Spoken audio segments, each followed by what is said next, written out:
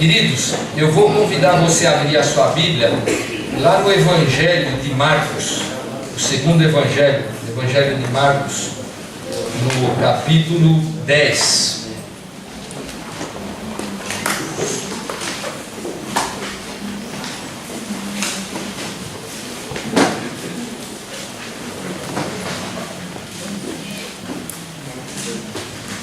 Nós vamos ler inicialmente dois versos, o 35 e o 36.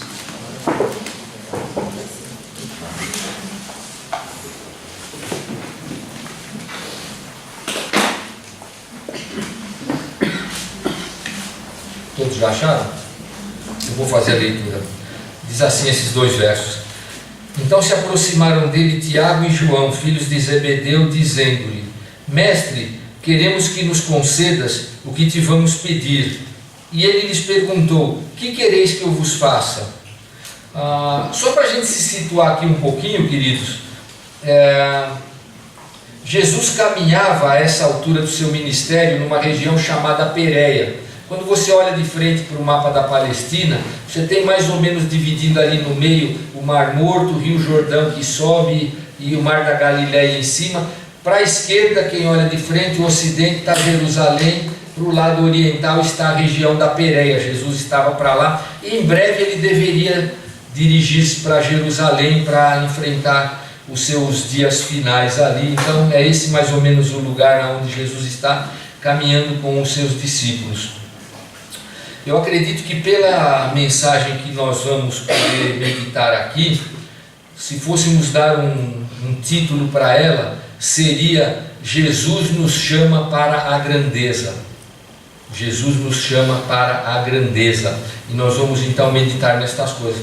Mas o fato interessante que a gente vai ver introdutoriamente aqui, e essa cena chama a atenção, Jesus recebe um pedido bastante diferente daqueles que ele estava habituado. Normalmente Jesus era interpelado, alguém pedia uma cura, pedia talvez um pão, alguma situação, algum endemoniado que precisava de libertação. Esses eram os pedidos que eram feitos habitualmente para Jesus. E aqui nós vemos os dois irmãos, Tiago e João, pedindo algo diferente para Jesus. Aqui eles se aproximam de Jesus e falam: olha, mestre, nós queremos fazer um pedido aí, queremos ver se o senhor pode fazer, como é que o senhor poderia considerar estas questões aí, não é? E Jesus, no verso 36, perguntou para eles: o que vocês querem que eu faça para vocês? E no verso 37 vem: responderam-lhe, Tiago e João: permite-nos que na tua glória, ou seja, quando Jesus estivesse empossado no reino, nos assentemos um à tua direita e outro à tua esquerda. Então veja que interessante, o pedido não foi uma cura, não foi um milagre, alguma coisa. Esses discípulos, eles não tinham ainda uma visão concreta de que o reino de Deus, através de Jesus, não iria se concretizar naqueles dias.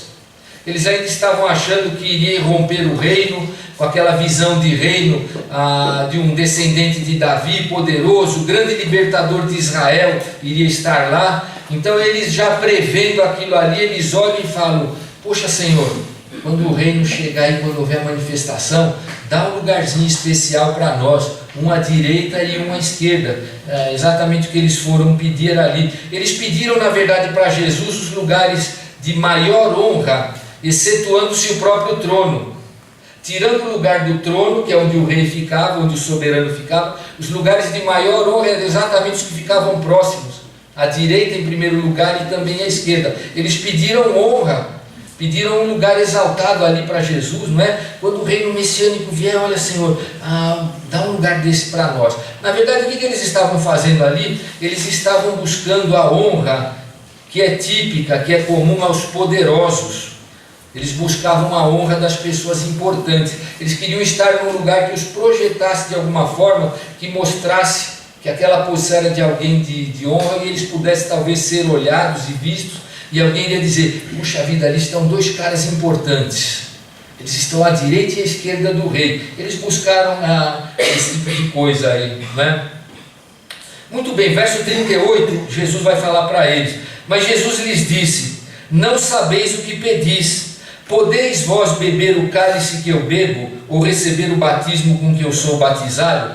Então Jesus procurou mostrar para eles, e era comum que isso acontecesse, os lugares de honra normalmente eram ocupados por pessoas que de alguma forma haviam conquistado aquela honra. Normalmente estadistas, grandes guerreiros, pessoas muito importantes aí, pessoas que tivessem assim participação especial em guerras, quem sabe serviços de grande relevância, esses eram colocados nos lugares especiais. Ou em alguns casos, pessoas que fossem extremamente dominadoras, pessoas que eram muito egocêntricas, pessoas que tinham aquele traço de usurpador, que queriam conquistar os melhores lugares, por assim dizer, não é? E Jesus faz uma advertência para eles, não é? Dizendo que eles não poderiam beber o cálice que Jesus haveria de beber e nem receber o batismo com o qual ele seria batizado. Na verdade, Jesus vai usar duas expressões que eram um pouco mais comuns no Antigo Testamento. Até em Salmos nós temos algumas ocorrências assim, mas ele vai apontar para o cálice da ira de Deus que haveria de ser derramado sobre ele, e também ele vai falar um pouco sobre a questão do batismo, que é uma metáfora. A palavra na verdade tem a ver com dilúvio, é a catástrofe, é alguma coisa de calamidade. Então Jesus usa duas expressões dizendo: olha, vocês não sabem o que vocês estão pedindo. Vocês não podem querer ocupar essa posição.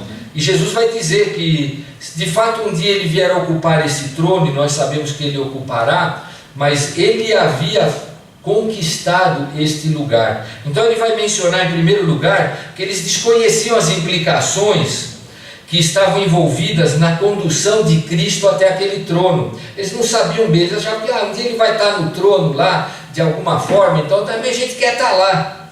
Eles não tinham uma visão ampla das implicações do preço que seria pago, né? E essa é a segunda coisa, eles não tinham a visão de que essa glória que Jesus haveria de ter nesse trono e vai ter, tem um preço alto, que é exatamente o cálice da ira e o batismo do desprezo e do horror que Cristo haveria de enfrentar. Então Jesus fala para eles: olha, vocês não sabem nem o que estão pedindo aí, o que me espera é alguma coisa assim muito ruim, não é?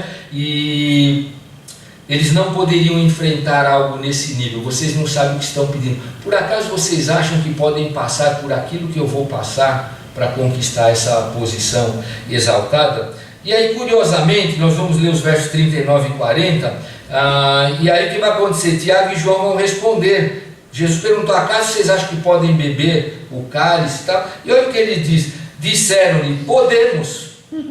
Tornou-lhes Jesus dizendo: bebereis o cálice que eu bebo e recebereis o batismo com que eu sou batizado. Quanto, porém, ao assentar-se à minha direita ou à minha esquerda, não me compete concedê-lo, porque é para aqueles a quem está preparado. Então, queridos, vejam que, assim, num certo sentido, até por ignorância, mas a arrogância humana, ela pode prodigalizar algumas coisas grandiosas, né?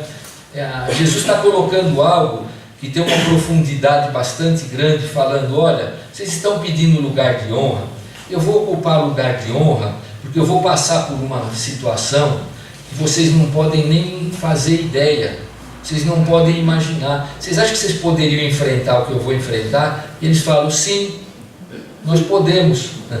E Jesus então vai explicar para eles que esses dois irmãos aí, eles estavam buscando honra, como eu disse, a honra dos poderosos e dos importantes, né? Jesus vai mostrar que eles haveriam de participar de alguma forma de martírio, de alguma forma assim de isolamento, de ostracismo, mas é evidente que não na proporção que Jesus iria enfrentar, e nem tampouco fariam isso de forma intercessória ou mediadora por alguém. Então Jesus iria enfrentar o cálice e o batismo de forma medianeira, ele iria ser mediador da nossa salvação. E Jesus então fala: olha, vocês então vão beber o cálice que eu bebo e receber o batismo que eu recebo, mas sentar nos lugares especiais, conforme Mateus capítulo 20, que é o texto paralelo, Jesus vai dizer: aqueles lugares o Pai preparou para quem ele acha que deve ocupar. Alguns dizem que talvez Jesus estivesse fazendo até menção sobre os dois ladrões ao seu lado direito e esquerdo, lugares que Jesus prepararia até para exaltar Cristo na cruz. O texto não diz exatamente, mas Jesus disse que eles iriam experimentar de alguma forma o martírio e o abandono, não na mesma intensidade, como eu disse. Curiosamente, aí nós vemos, as coisas de Deus são dessa forma maravilhosa. Atos capítulo 12, verso 2, você não precisa abrir, mas nós vamos ver que Herodes passou Tiago ao fio da espada.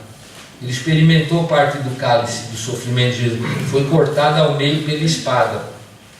Já João, você vai para o começo de Apocalipse e vai ver que ele escreve Apocalipse a partir de uma ilha onde ele estava foragido, no desterro, estava exilado fora da sua terra, no esquecimento, no ostracismo. Então, em alguma medida menor, os dois, de fato, conforme Jesus afirmou aqui, experimentaram parte daquilo que Jesus iria experimentar com muito mais intensidade, não é? E Jesus mostrando para eles, então, que ocupar aquelas posições de honra não seria algo dado mediante algum favor pessoal que alguém pudesse pedir, ou para aqueles que o buscam com interesse próprio, como era o caso deles. Eles tinham interesses próprios para ocupar aquele lugar, e não era a forma correta de ocupá-los. Verso 41 diz o texto: ouvindo isso, indignaram-se os 10 contra Tiago e João. E aqui então tem algo interessante também para a gente perceber. Os 12 estão lá, andando com Jesus, vendo todas as coisas que Jesus fazia, os milagres, e aí você vê que 2 vão buscar um lugar especial. E aí de repente os outros 10 ouviram e ficaram indignados. Bom, muito provavelmente eles devem ter pensado: quem são esses 2? Eles querem nos passar para trás? Por que não eu lá? Por que eles? Eles foram lá pedir? Aí você vai falar: puxa vida, é uma inferência, é verdade.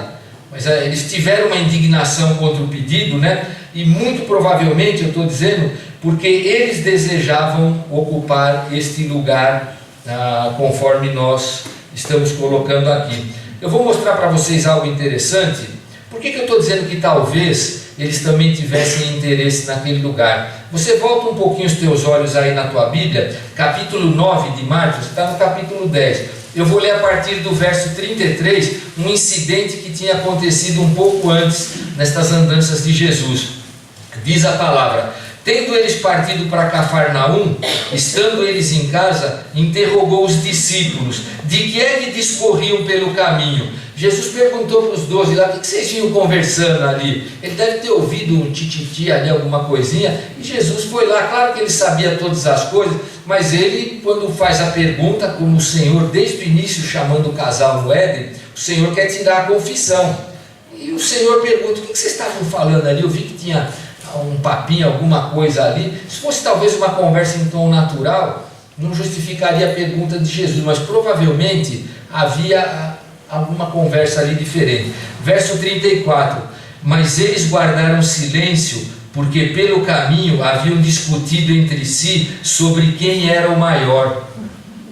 Então percebem que já estava posta a coisa, o problema já estava posto. Por isso que eu estou inferindo, a Bíblia não diz, que provavelmente os 10 se indignaram, porque eles também queriam falar: eles se anteciparam, a gente nem tinha resolvido entre nós quem seria o mais importante, eles já correram na frente, eles tinham uma agenda própria ali que era mais rápida que a dos outros 10. Então eu creio que nesse sentido eles já estavam, parece que disputando o mesmo que eu falei a respeito dos 2. Eles buscavam a honra dos poderosos e dos importantes, os lugares exaltados. Muito bem, o que Jesus vai fazer? O que sempre faz em muitas ocasiões, e nós vemos, por isso ele era chamado de Rabi, de mestre.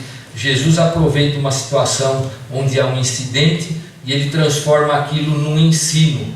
Jesus vai ensiná-los. Então, tendo em vista esse capítulo 9 que nós acabamos de ler, não era um ensino inédito, me parece que é uma recapitulação. Por quê? Porque no verso 35 lá do 9, ele diz: e ele, assentando-se, chamou os 12 e lhes disse: se alguém quer ser o primeiro, será o último e servo de todos. Então já havia um ensino de Jesus a respeito dessa questão de ter a primazia, o lugar de honra. Então uma recapitulação aqui que o Senhor vai trazer com a sua didática aí, não é? E Jesus vai procurar mostrar de fato, verso 42 diz: Jesus, chamando-os para junto de si, disse-lhes: sabeis que os que são considerados governadores dos povos têm-no sobre seu domínio, e sobre eles os seus maiorais exercem autoridade. Então o que Jesus está dizendo aqui? É que eles não deveriam buscar pedir lugares para ser ocupados apenas para ser exaltados nos seus projetos próprios.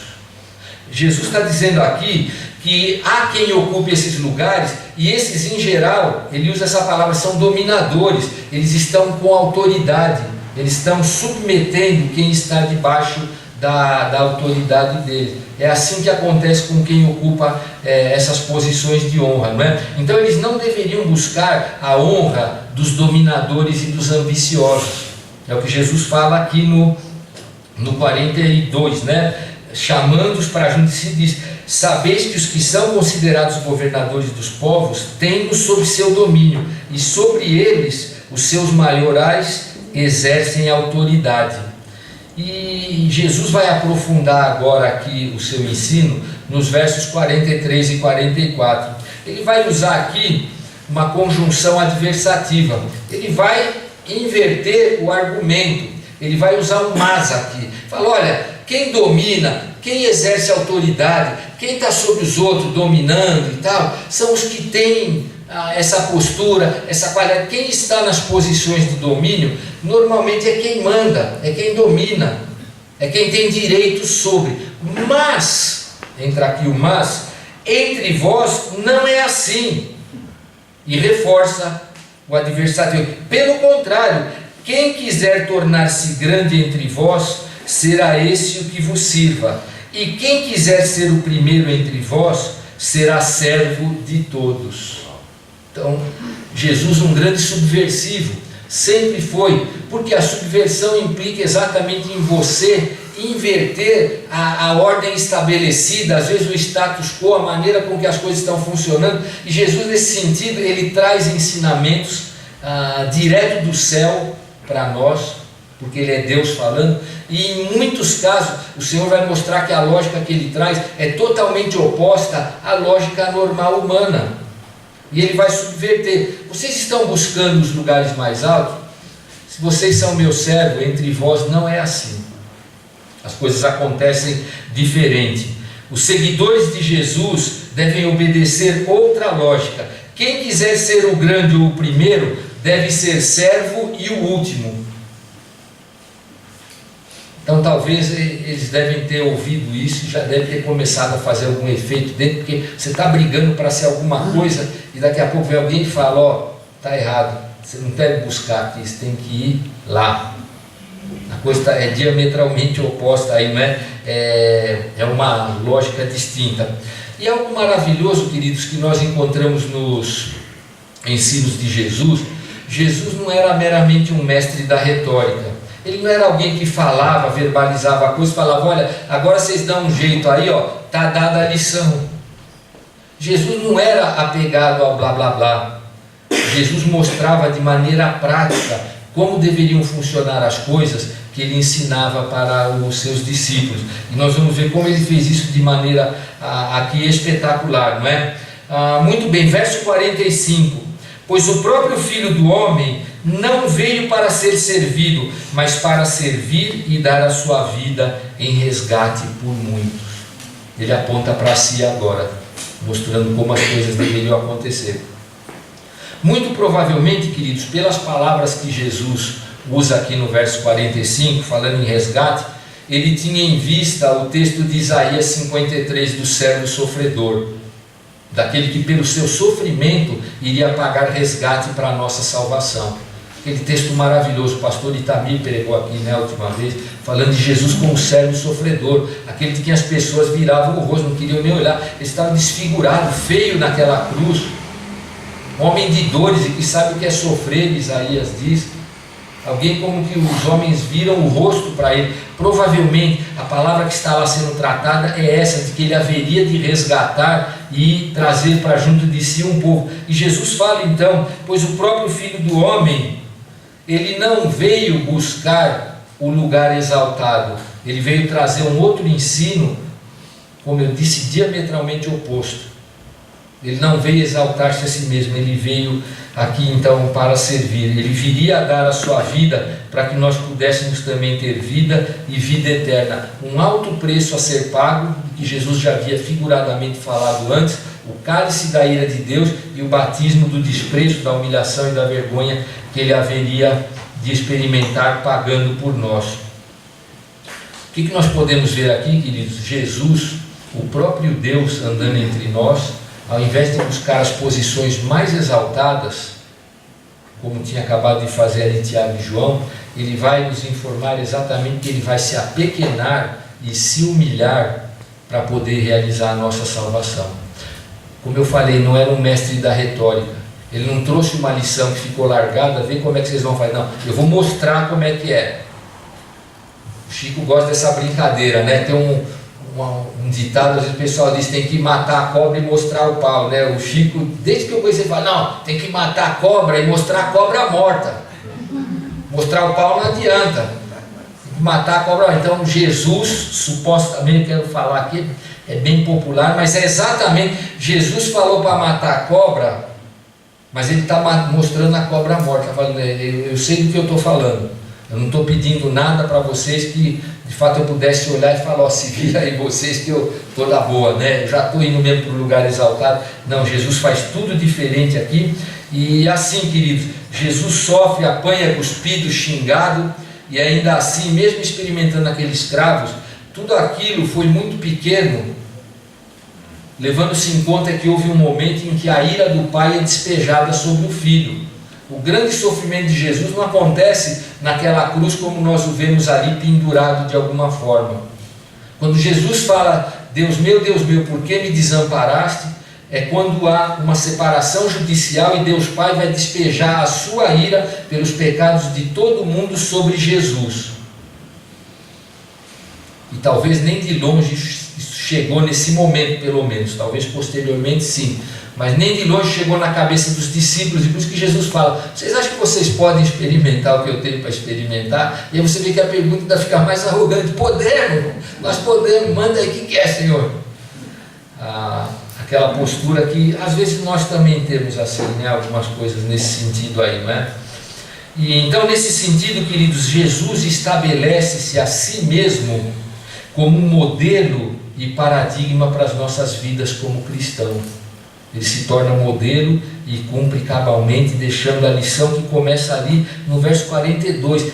Entre vocês não é assim, entre vós não deve ser assim. Buscar a exaltação, buscar os primeiros lugares. O que Jesus está nos ensinando é que ele condena um tipo de dominação e conquista que se tenta conseguir pela arrogância ambiciosa, que era o que eles estavam buscando. Era um egoísmo. Eu quero um lugar bom, eu não quero ficar aqui, eu quero estar lá em cima. Lembra aquela antiga música de eu não sou marinheiro, eu sou capitão. Eu quero a exaltação, eu não quero estar aqui embaixo. Foi a postura que eles passaram ali, não é? E Jesus então traz estas palavras aqui, e eu quero agora falar um pouquinho delas, em termos assim práticos para nós, o que nós poderíamos talvez tirar para nós, para situações do dia a dia. Eu sei que talvez nem todo mundo aqui quer ser presidente, quer ser dono da empresa, alguma coisa, mas tem algumas coisas que estão por trás, que subjazem aqui essa passagem, e elas vão falar especificamente para nós vamos olhar um pouquinho estas coisas aí. Muito bem, o que a gente pode aprender de forma geral aqui? Primeira coisa é a gente olhar e perceber que o texto começa, a perícope que nós pegamos aqui, essa porção, com um pedido que, embora ele seja assim um pouco estranho por parte de Tiago e João, ele é bastante coerente, ele faz todo sentido, porque ele traz exatamente o que provavelmente todos nós que fomos afetados pela queda trazemos no coração. O pedido deles foi coerente. Talvez a gente não peça na mesma proporção, na mesma situação, nas mesmas circunstâncias, mas no nosso coração há o mesmo dano que foi feito desde a queda pelos nossos pais iniciais lá, Adão e Eva. Nós temos o mesmo dano no nosso coração que nos leva a buscar os melhores lugares, a ter um plano egoísta, a ter um plano do tipo primeiro eu, e eu vou mostrar daqui a pouquinho para todos nós, né? Todos nós buscamos os melhores lugares, as melhores posições, a proeminência. Existem alguns tipos de igrejas que são um pouco mais triunfalistas por aí. Eles gostam de um texto lá de Deuteronômio 28, eis que o Senhor hoje te constitui por cabeça e não por cauda. Só que o texto continua dizendo, quando obedecerdes de todo o coração. Eles gostam do primeiro pedaço. O Senhor nos chamou para exaltação, você não pode ficar humilhado, você vai ser pobre. Não, Deus te chamou para ser cabeça. Totalmente fora de contexto. Mas por que se busca situações nesse sentido? Porque há no nosso coração um desejo muito grande de pedir para sentar nos lugares especiais, à direita e à esquerda na proeminência. Talvez alguns até um pouquinho mais desequilibrados podem pedir a poltrona do meio. Vocês não sabem do que o ser humano é capaz. Muito bem, queridos, o que acontece é que devido à queda e ao pecado que está em nós, a nossa natureza pecaminosa, de forma natural, naturalmente, do jeito que a gente nasce, ninguém cede, ninguém dá, não é comum. Podemos fazer isso em alguma medida, mas não está em nós naturalmente ceder, dar. Ninguém consegue naturalmente estabelecer uma lógica de vida que coloca o outro em primeiro lugar. Nós podemos ter alguns lampejos, mas não faz parte da nossa natureza, terrena aqui, ter um estilo de vida que a gente pudesse olhar e falar sempre assim, olha, eu vou sempre preferir o outro, eu vou sempre preferir o outro, porque Jesus falou, então eu vou obedecer ao Senhor. Então isso não vem de forma natural em nós. Podemos fazer algumas coisas, mas essa postura exatamente da gente preferir primeiro a nós mesmos em lugar do outro, é o que produz uma dominação e um estilo de vida que leva a ter a postura que Tiago e João tiveram. Eles buscaram preferir-se a si mesmo, porque eles tinham um coração alimentado, como o nosso, pela busca da proeminência, de estar em primeiro lugar, de tentar ter uma situação melhor. A exaltação do eu é a vida que ignora o outro. Deixa os 10 para lá, se eu arrumar minha boquinha, para mim tá bom. O importante é que eu consiga o meu lugar, não é? Então essa pseudo-grandeza, queridos, é centrada no eu, ela se torna dominadora e autoritária. E aí faz com que a gente comece a querer alçar voos mais altos, inclusive à direita e à esquerda. Eles atendem a um projeto, queridos, de vida, que tem a sua motivação no próprio eu. Tudo é para mim, eu primeiro, deixa que é comigo. E quer ver algo interessante, queridos, que a passagem mostra para nós? Jesus não está condenando que se deseje a grandeza e a primazia, vocês perceberam? Ele não falou para não desejar. Perceba que ele reorientou. O que ele diz lá? Verso 43. Não é assim entre vós, pelo contrário, olha, quem quiser tornar-se grande, ele dá a receita.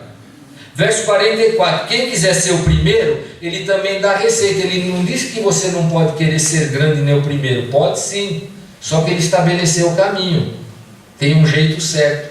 Porque alguns falam, então quer dizer que Jesus chamou a gente para ser pequeno, assim, o que eu devo fazer? Viver uma vida ruim, alguma coisa, eu devo ser uma pessoa sem ambição? Não, nós podemos buscar e até desejar a grandeza e os primeiros lugares, mas Jesus estabelece o caminho. E se você talvez falar, pastor, mas se eu seguir essas coisas, talvez eu não serei grande. Talvez não aos nossos olhos. Aí precisamos tentar combinar e entender o que Deus vai entender grandeza para cada um de nós. Talvez alguns serão muito grandes na esfera das coisas dessa vida, talvez outros não necessariamente. Mas Jesus mostra que Ele não está proibindo que a gente busque a grandeza e a primazia.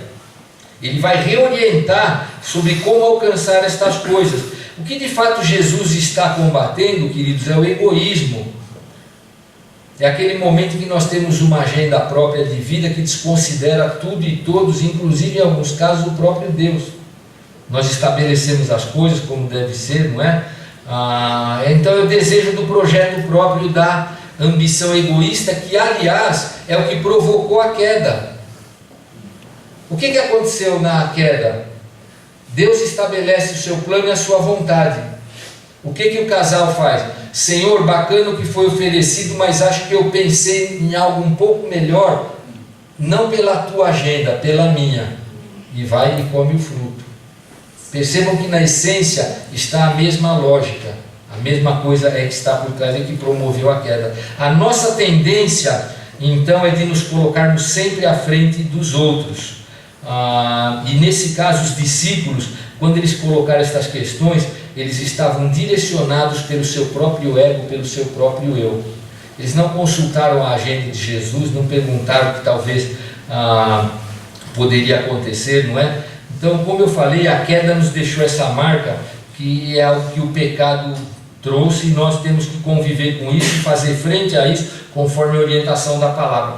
Num certo sentido, queridos, ninguém naturalmente, olha, existem alguns relacionamentos humanos, talvez entre os pais em relação aos filhos, entre os cônjuges, onde a gente tenha uma capacidade um pouco maior de ter um espírito doador, mas ainda assim, a gente pode perceber que cada um poderia fazer a fila para dar os testemunhos aí. A gente sabe que na casa da gente, por que às vezes tem algumas rusgas lá, algumas coisas?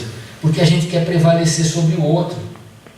A gente tem uma agenda própria, a gente não consegue pôr o outro em primeiro lugar. Então há alguns relacionamentos onde a gente consegue ainda em alguma medida preferir o outro. Mas você vai sair um pouco dessa esfera que eu falei, dos familiares mais próximos, você vai perceber rapidinho como a gente está pronto sempre para querer se colocar como prioridade. O outro não é a nossa prioridade. E eu entendo que entre nós, e mesmo fora da esfera cristã, há muitas pessoas que são boas, desprendidas, bacanas e tal, mas num certo sentido é até que seja provada, até que ela seja testada em alguma coisa que em alguma medida invada a esfera do que ele considera dele. Na hora o pelo levanta.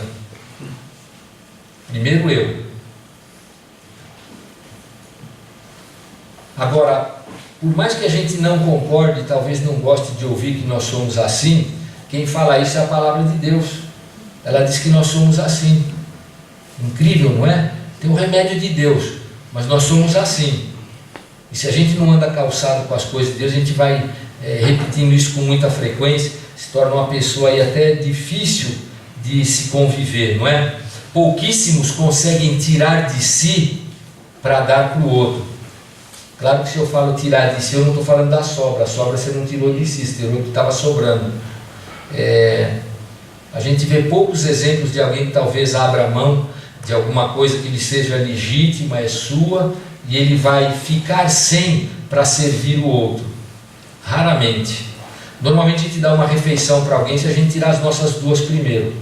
Se a gente tiver duas e alguém não tiver nenhuma, raramente a gente vai dar uma refeição para alguém. É só olhar, não é assim que funciona? Porque se for só eu vou chorar aqui, passar uma vergonha danada. Não é assim que a gente... Eu me lembrei de uns 2 episódios específicos, eu quero compartilhar com vocês, quando o nosso homem é cutucado naquilo que seria interesse nosso. Alguns aqui vão lembrar da história. Muitos anos atrás, eu acho até que minha mãe era viva naquela ocasião, eu estava na casa dos meus pais, estávamos assistindo o programa do Silvio Santos. E tinha câmeras escondidas fazendo pegadinhas.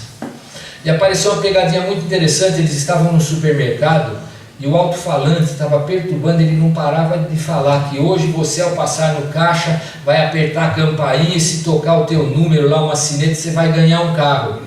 Todo mundo fazendo compra, puxa, ganhar um carro, possibilidade de ganhar um carro, é uma motivação, né? Aí tinha um cara que ele estava fazendo suas compras, ele estava sendo observado por ele estava com um carrinho gigantesco, aquele carrinho ia demorar acho que 1 hora para passar, era muita compra. Aí vem alguém do programa com uma escova de dente na mão e fala: olha, o senhor vai passar todo esse carrinho? E fala: pô, o meu é só um item, deixa eu passar na frente. Olha, o cara foi um poço de bondade, é claro, pode ir na minha frente. Tudo combinado. O cara paga a escova de dente, aperta o botão e grita uma sirene e ganhou o carro, ganhou.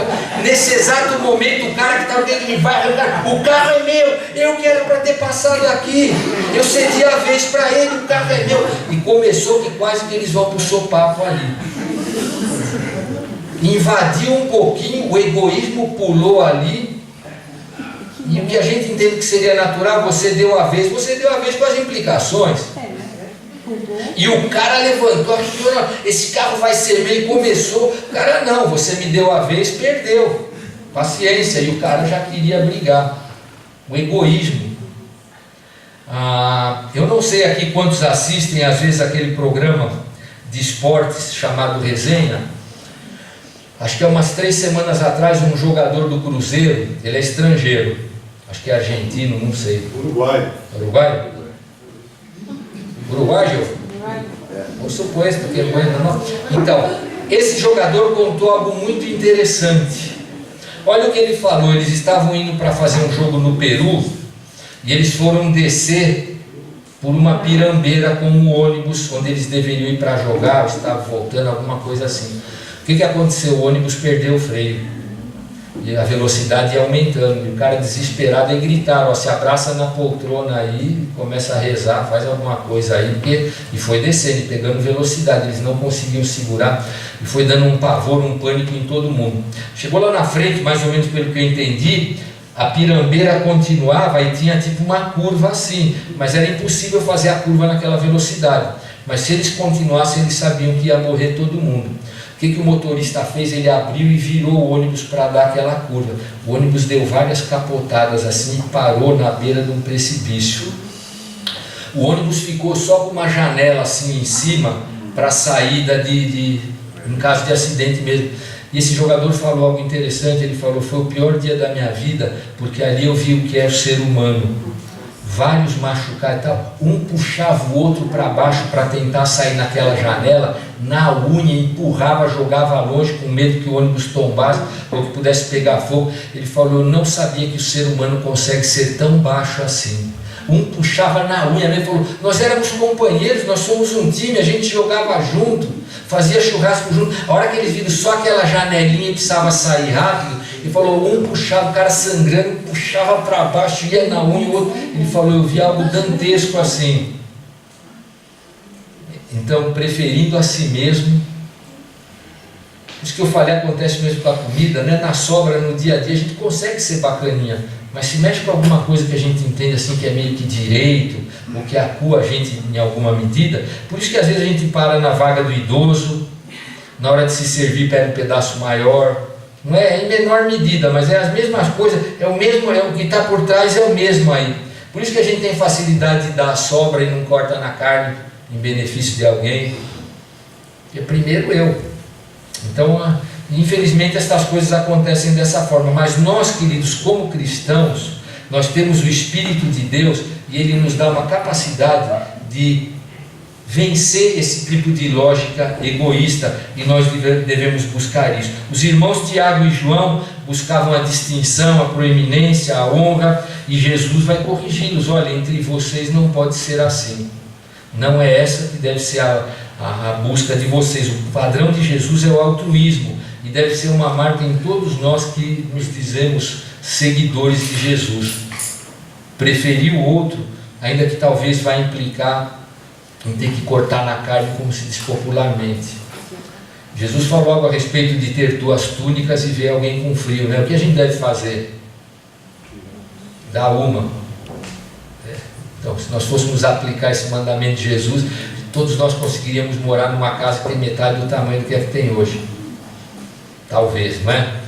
Então são coisas para a gente pensar, e claro, eu estou exagerando aqui no exemplo, mas muitas vezes nós poderíamos ser bem mais solidários se nós pensássemos um pouco mais no outro. E a gente dá, né, querido? O sapato está furando, a camisa está rasgando, né? Então veja bem, queridos, que o testemunho que Jesus dá aqui, dizendo que Ele próprio iria se entregar por nós, Ele traz um desafio à grandeza. Ele está falando: olha, vocês podem ser grandes, basta olhar o meu exemplo, vocês podem fazer igual e alcançar a grandeza. Por isso que ele diz que a mensagem deve ser que Jesus nos convida à grandeza. É Jesus dizendo: olha, torne-se grande, busque os melhores lugares. Para isso basta você servir ao outro e preferir o outro. Jesus deixou aqui a receita da grandeza para nós, não é? Agora, tem um tempo, irmãos, eu falo com tristeza que eu sou quase sexagenário. Tristeza porque já está acima. Claro que eu estou preparado para uns 90, desejoso. Mas já se passou quase 60 e eu não tenho visto época onde as pessoas foram tão ensimesmadas, tão isoladas, onde os relacionamentos foram tão superficiais, as pessoas vivem presas dentro de telefone. Assim, até as relações humanas, elas têm trazido uma distância, assim, porque todo mundo tem um projeto de vida próprio, em si mesmado, ele não contempla o outro. É uma dificuldade, e isso vai afetar todos os nossos relacionamentos. As pessoas estão cada vez menos solidárias, cada vez repartem menos. E eu queria desafiar então, queridos, cada um de vocês a considerar de duas formas o que essa mensagem tem para nos dizer. A primeira delas é falando acerca de nós mesmos, não é?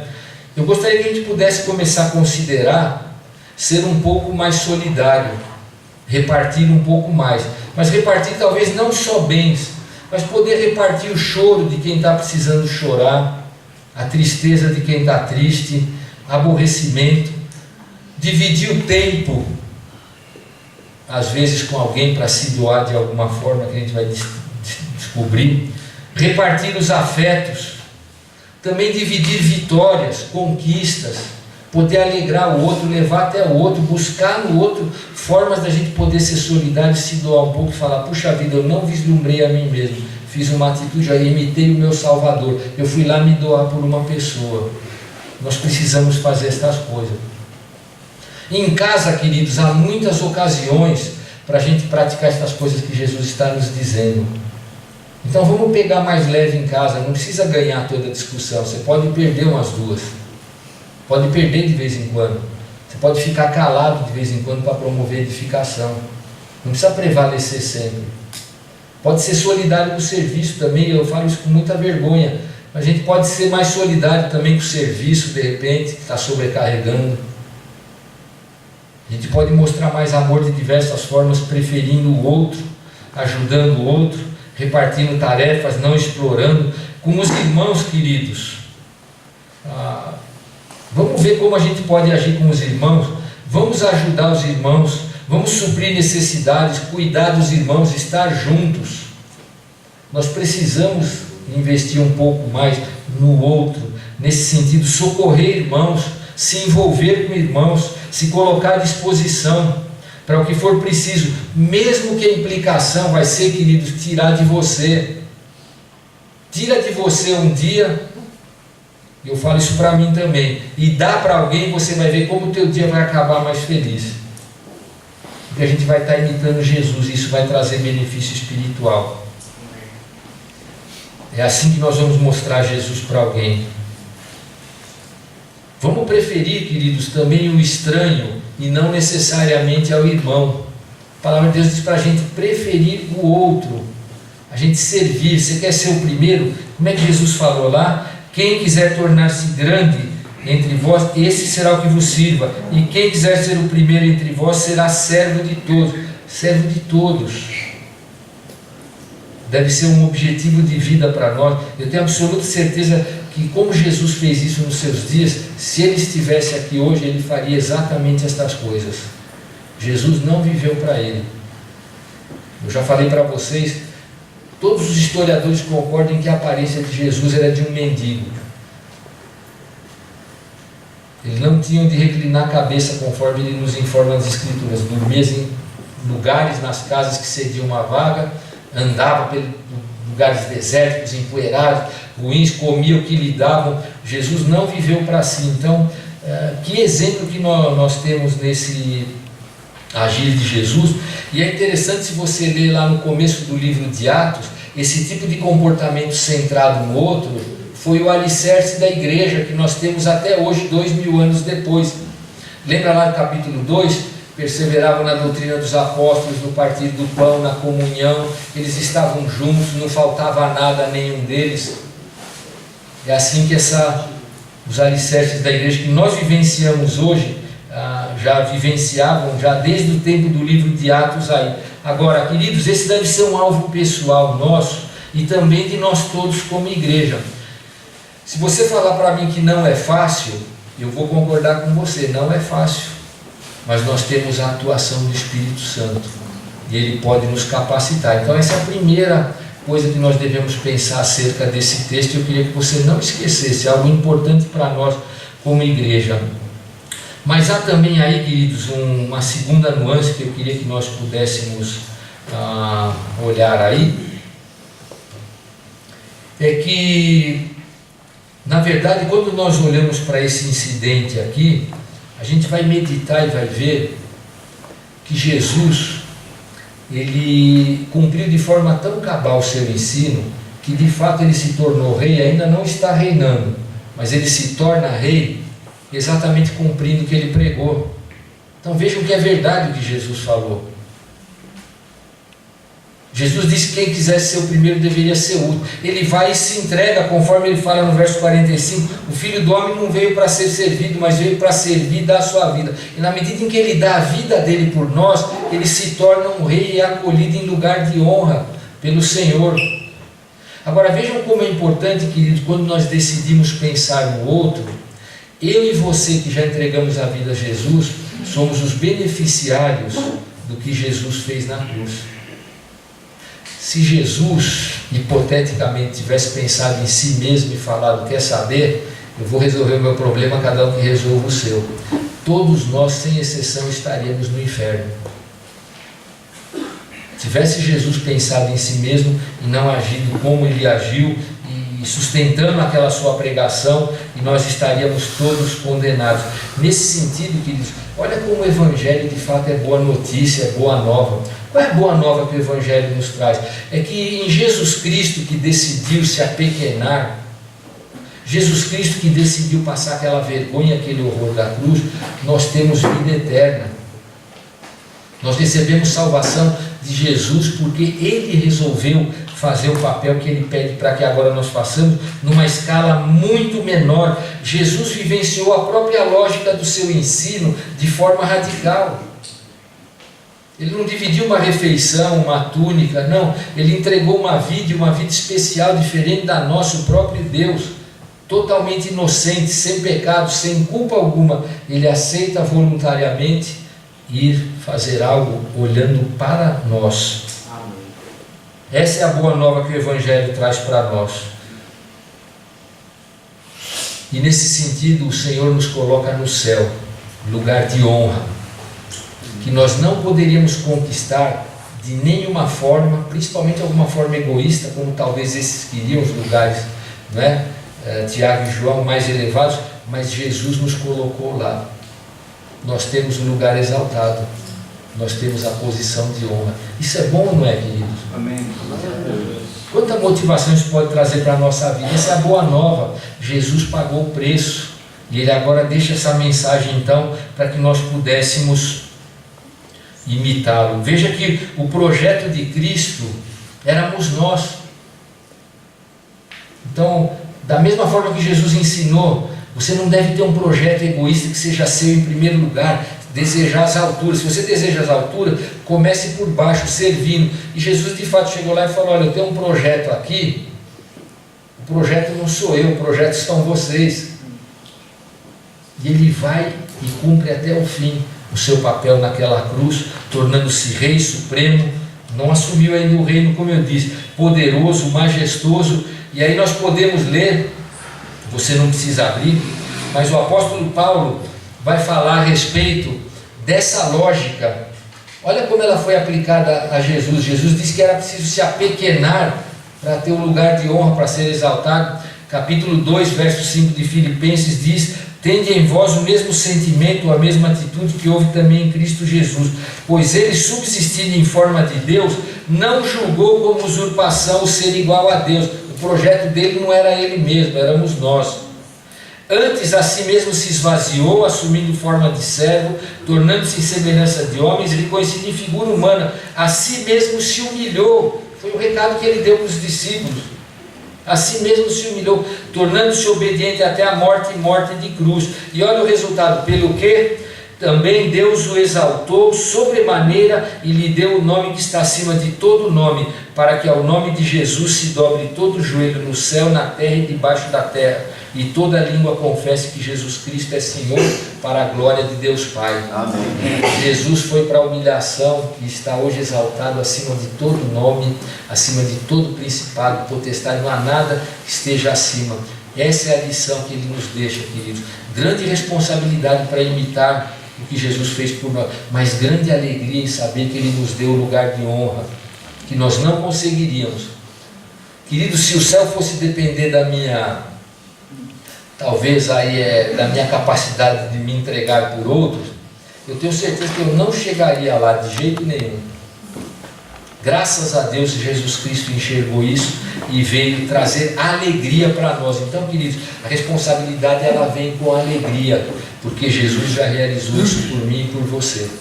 E se alguém aqui entre nós ainda não entregou a sua vida a Jesus, eu gostaria que você pudesse considerar estas coisas, que Jesus quer ser o seu Senhor, Jesus quer entrar na sua vida, Ele quer ser o seu Salvador, quer perdoar os seus pecados e lhe dar esse lugar exaltado. Ele já conquistou isso por você. Você precisa receber por fé. É muito importante entregar a nossa vida para Jesus. Nós vamos orar agora, queridos. E assim como o exemplo de Jesus, né, da sua vida, e o seu próprio testemunho nos desafiaram, eles também nos convidam. Então eu gostaria que nós pudéssemos orar e que a nossa oração pudesse ser mais ou menos assim: Senhor, faça-nos grande como Jesus foi grande, indo para baixo, indo para o pequeno. Vamos orar. Pai, nós queremos exaltar o Senhor agora. Queremos te louvar por Jesus Cristo, o nosso Salvador.